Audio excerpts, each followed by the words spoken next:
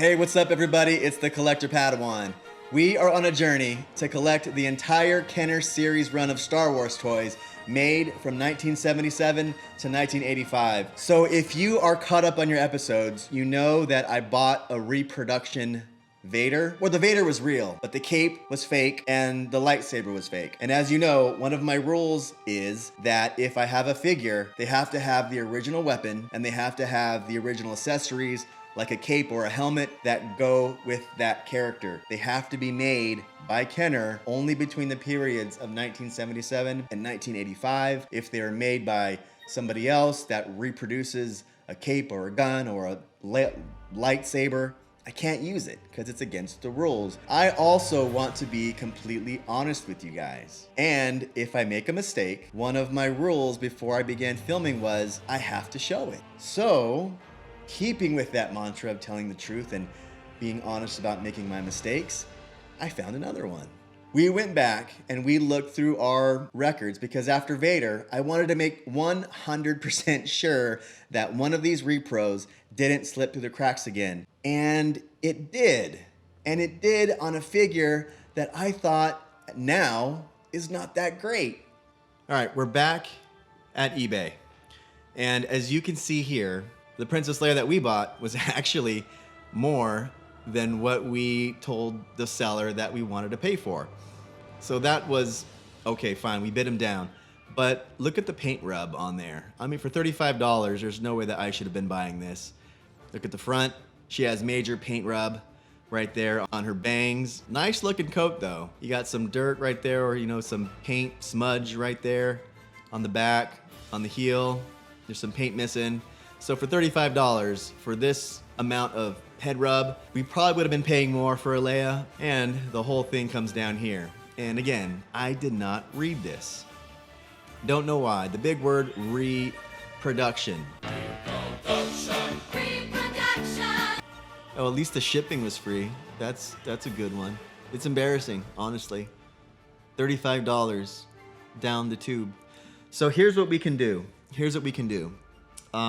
I think that I don't want to buy this figure online. I don't want to do that. I think that we need to go to a local toy shop and we need to pick out a figure ourselves. So in San Diego, at least, a lot of the shops have been closed and now they're opening back up. And one shop that I have never been to is called Toy Addicts. And a friend of mine said, hey, if you're gonna go down and pick up a toy, why don't you go check out this place because they're opening today.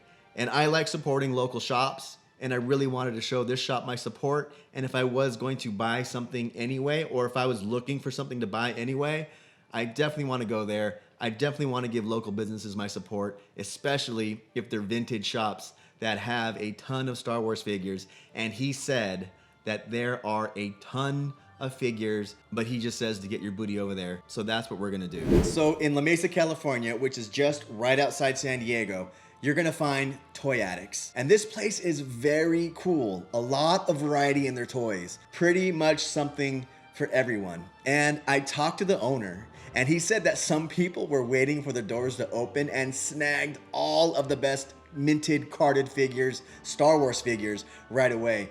But that was okay with me, because we are here for one thing, finding a Leia. And without a reproduction pew-pew. This one was as mint as you can get. But it got me really thinking, if you're new and you don't know the weapons as well as a seasoned expert or a seasoned collector, how can you tell which one is a reproduction and which one is the real deal? So which weapon really goes with the Hoth Leia? Let's find that out first. The best place to go is the Imperial Gunnery, and the link is in the description.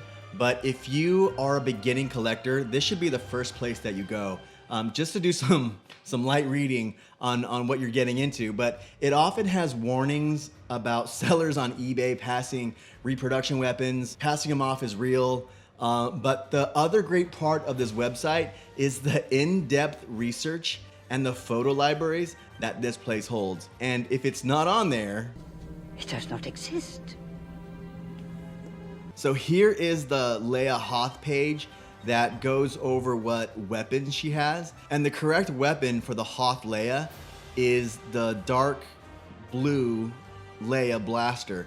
And she's the only character to sport this weapon. And here's a reference photo from the movie of her long barrel laser blaster. Even though she came with the blue blaster, there are different versions of the blaster and slight variations of the mold. As Kenner released new waves of characters, they also updated and they changed the molds a bit on the weapons. So the website educates you on all of the different versions, and it shows you what repros to look out for and, you know, be aware of. And there was also a tab on the menu bar that says the float, drop, and light test. So the float test.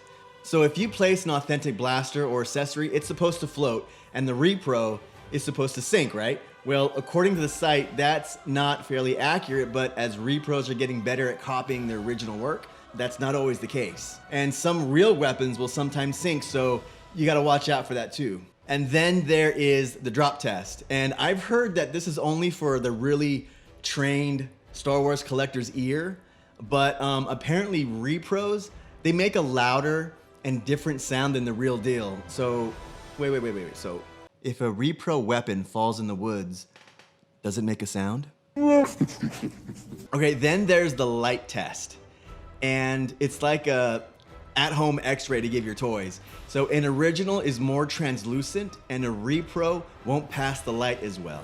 So I decided to try these things out using the repro Leia blaster and the authentic one. All right, so first let's try a visual test. To a new collector like myself, I could not tell the difference had I not looked at the Imperial Gunnery. So now the float test. First, we'll try the repro, and it floats. Even if we try to push it down, that sucker will not sink. So now let's try the authentic, and that thing floats too. But let's try the sound test.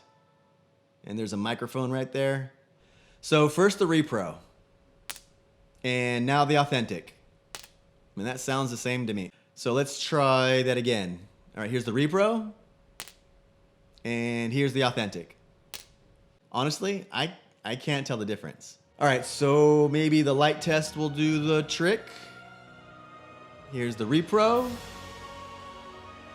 And here's the authentic. I mean, it's my iPhone light, so maybe I have the wrong light. So if I had to choose a visual reference, I guess I would choose the visual reference like any day of the week.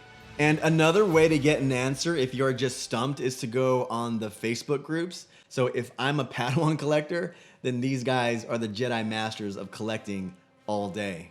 But that was just another mistake, you know, that I made. And those are the things that I'm trying to avoid. But it's really what I wanted to show as well. And I'm a beginning collector and I'm gonna make mistakes. But if you can learn and, you know, be entertained by my mistakes, then there you go. But at least we can check off the Hoth Leia, and we picked her up over at Toy Addicts for $80, but it's a beautiful quality figure. I like it. It has the original weapon, the real one, so there you go. But thank you for joining me on my journey, and the next episode, we are gonna dig back into my old vintage toys, go through, and I'm gonna show you why I didn't include some in my main collection, and we're gonna pick at least 2 figures that we want to replace. I hope you learned something. I sure did. You know, thanks a lot, and thank you for joining me on this journey.